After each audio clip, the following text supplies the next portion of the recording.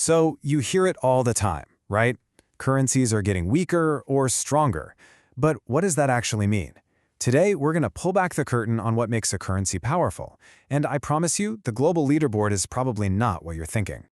All right, quick question for you. If you had to name the single strongest currency on the entire planet, what's the first one that comes to mind? If you were thinking of one of these heavy hitters, you're in good company. I mean, they're the ones we hear about on the news every single day. But, and this is the interesting part, none of them actually hold the top spot.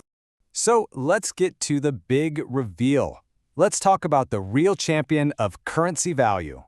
And there it is, the Kuwaiti Dinar. For most of us, that's a huge surprise, and it immediately brings up two questions. Why? And what does strongest even mean anyway?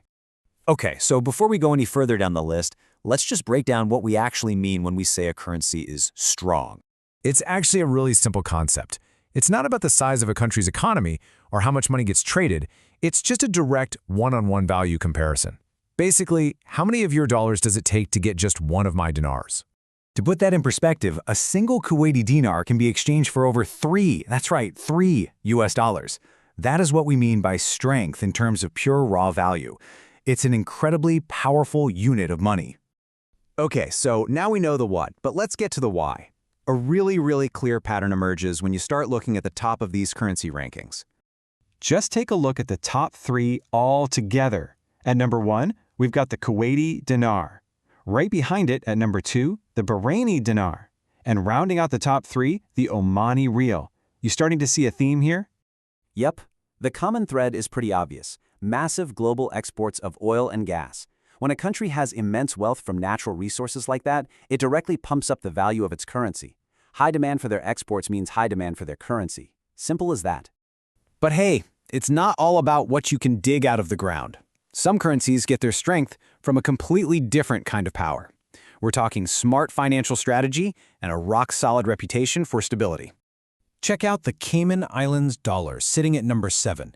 Its value has nothing to do with oil. It comes from its status as a world-class financial hub. We're talking advanced banking, smart policies, and really strong regulations that attract huge amounts of international investment. And all that investment props up the value of their dollar. And then, of course, there's the legendary Swiss franc at number 8, which is widely considered the world's most stable currency. Its power comes from the incredibly careful management by the Swiss National Bank. They focus on price stability and strict supervision, and that's made the franc a safe haven for investors, especially when things get chaotic in the world. So we've seen oil wealth, and we've seen financial hubs. But I know the question that's probably on your mind right now is, what about the US dollar? Where does it fit into this whole picture?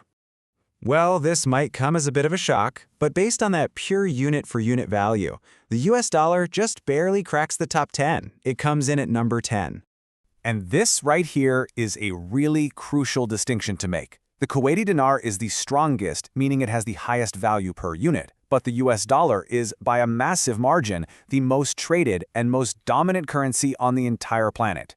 So don't mistake that number 10 ranking for weakness. The dollar's global power comes from a totally different set of factors. It's the world's main reserve currency, which means central banks all over the globe hold huge amounts of it. It also backs the world's largest economy, and critical things like oil are priced in US dollars. This gives it a different but absolutely immense kind of influence. Okay, so let's tie this all together. What have we learned? It seems like there are a few key ingredients you need to cook up a really powerful currency. You know, it really boils down to 3 things. Number 1, having valuable natural resources that the world wants. Number 2, building a powerful financial sector that people trust. And number 3, having a stable central bank that inspires confidence through careful management. The top currencies, they've almost always mastered at least one of these. And that brings me to a final thought. The world we've just described is so heavily influenced by oil and traditional finance. So the big question is, as that economy evolves and changes, what will the list of strongest currencies look like in 10 or 20 years? What's going to be the new source of strength? It's definitely something to think about.